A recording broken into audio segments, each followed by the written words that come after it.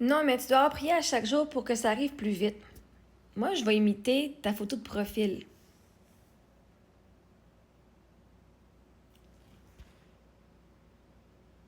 Puis même, imagine ton trou de cul ici, OK?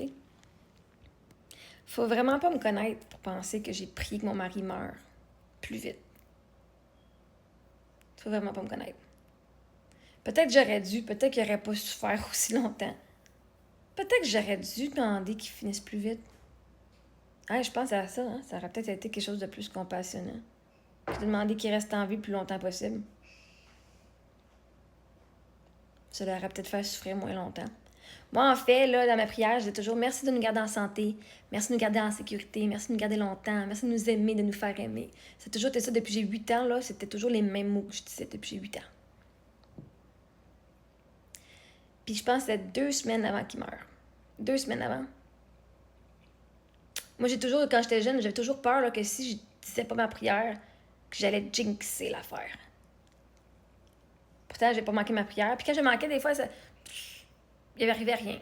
Ma mère est morte aussi, puis j'ai continué ma prière quand même. Elle est morte en 2012. Je continue ma prière quand même. Puis là, quand Eric est 2 semaines avant, j'ai fait une prière, une fois. J'ai dit à Dieu, j'ai dit... Eric était tellement en douleur, là, c'était horrible. C'était horrible. Il était en douleur. C'était absolument aberrant de voir la douleur dans laquelle il était, là. Et ce soir-là, j'ai dit à Dieu, j'ai dit... Merci de nous garder en santé, de nous garder en sécurité, de nous garder longtemps, de nous aimer, de nous faire aimer. Mais si tu as besoin de prendre Eric, je te donne la permission. Je te donne la permission, Dieu, de terminer la vie à Eric pour qu'il arrête de souffrir. Je l'ai fait une fois. Chris a pris 2 semaines avant qu'il meure. De le voir en souffrance comme ça, là. Ah, il était à 32 ans, là. Tu devrais pas voir ton mari, genre, avec un cathéter dans le pénis parce qu'il peut pas se lever pour la toilette. Puis qu'il chie dans son lit. À 32 ans, là, tu devrais pas avoir à vivre ça en tant qu'homme, puis ça en tant que femme. J'ai pas fait ma prière pour qu'il finisse plus vite. Moi, j'avais juste donné ma prière pour donner l'autorisation. Pour que je puisse me libérer parce que ça faisait des années que je me disais non, merci de nous garder en santé, merci de nous garder le plus longtemps possible. Puis que c'était tellement inhumain de faire cette prière-là pour mon mari à ce moment-là. Là. Et tu sais-tu le courage m'a pris de pouvoir dire à Dieu, si tu veux le prendre, prends-le. Parce que c'est vraiment douloureux comme souffrance pour lui, mais aussi pour moi parce que je sais pas c'est quand. Je sais pas c'est quand. Puis au moins en disant, tu as la permission de lui terminer sa souffrance, ça me donnait un sentiment de contrôle que si j'arrive le lendemain, mon mari est mort, au moins je vais avoir accepté. Je vais m'avoir moi-même libérée. J'ai donné la permission. Ça a pris 2 semaines. Là, je me dis, peut-être qu'il attend telle affaire. Peut-être qu'il attend la fête à Émilie, le baptême à Émilie, qui était genre le 19. Ben non. Moi, je pensais qu'elle allait mourir genre le lendemain après le baptême. Il est pas mort après le baptême, mais il était vraiment fucking faible ce matin-là. Elle est vraiment pas bien. C'était la journée de la pire. La journée du baptême à ma fille, il y avait 30 personnes qui étaient là mais c'était la pire journée qu'il y avait, honnêtement. Puis j'ai même dit à Eric, je te donne la permission de partir quand t'es prêt. T'as déjà fait ça, toi, donner la permission à quelqu'un de partir puis de mourir? Est-ce que t'as déjà eu à le faire? Donner la permission à ta femme ou à ton mari de te dire c'est correct si tu meurs. Je vais m'assurer du restant. Je suis correct.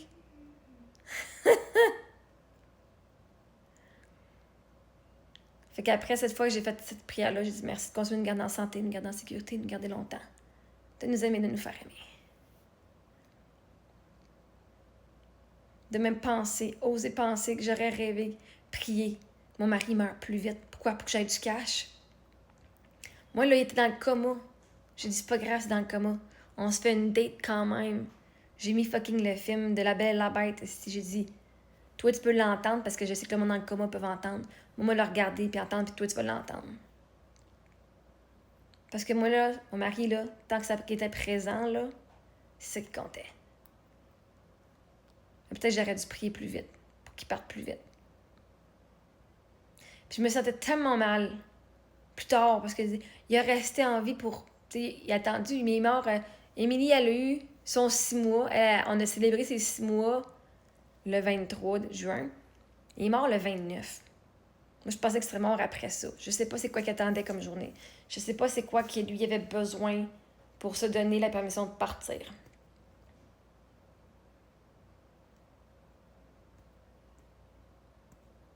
Ce matin-là, les filles ont eu leur première coupe de cheveux. J'avais invité la coiffeuse dans la salle, dans la chambre. Fait que même si lui, il dormait, puis il était dans le coma, il entendait. Moi, je voulais que les affaires soient là, parce que je sais qu'il voulait qu'ils entendent. Les filles ont eu leur première coupe de cheveux. Ça fait 2 ans et demi, puis Émilie a 6 mois. Momo, il l'a entendu. J'ai dit, il était là pour votre première coupe de cheveux. Il n'était pas éveillé, mais il était là. OK? Moi, je voulais m'assurer qu'il y ait la meilleure fin de vie possible. Il y avait 4% de chance de survivre 5 ans. Moi, j'ai dit qu'elle allait faire partie du 4%. Je dis, moi, je sais que tu peux faire partie du 4%.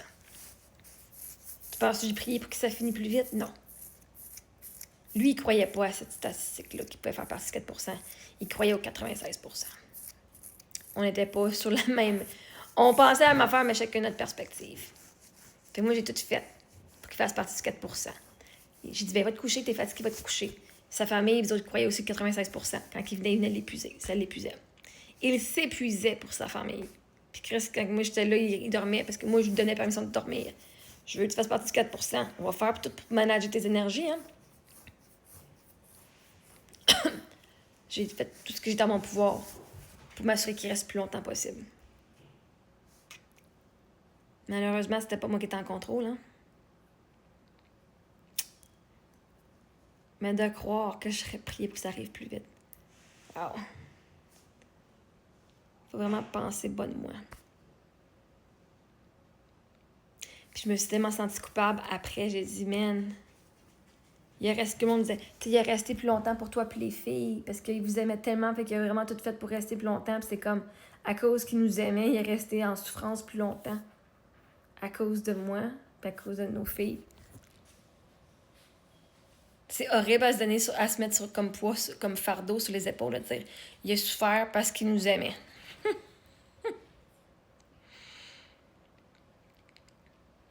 J'ai beaucoup de reconnaissance qu'il a fait tous ses efforts pour rester en vie, pour passer plus de temps avec nous. Parce que lui, même s'il était dans le coma ou même s'il était en souffrance, il pouvait voir ses filles une journée de plus, voir sa femme une journée de plus. Il pouvait passer du temps, une journée de plus avec nous autres.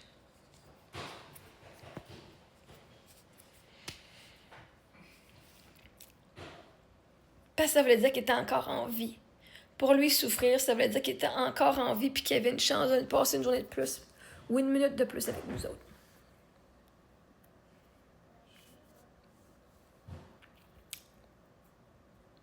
Fait que je suis pas comme toi, moi. Moi, je priais pour sa guérison. Je priais pour qu'il reste en vie. Mais sauf que mes prières n'étaient pas assez fortes à ce moment-là. J'avais l'espoir, pas la croyance. C'est correct, t'as le droit de croire ce que tu veux de moi. Parce que la réalité, c'est que tu me connais pas et tu sais pas qui je suis. C'est juste des assumptions que t'as.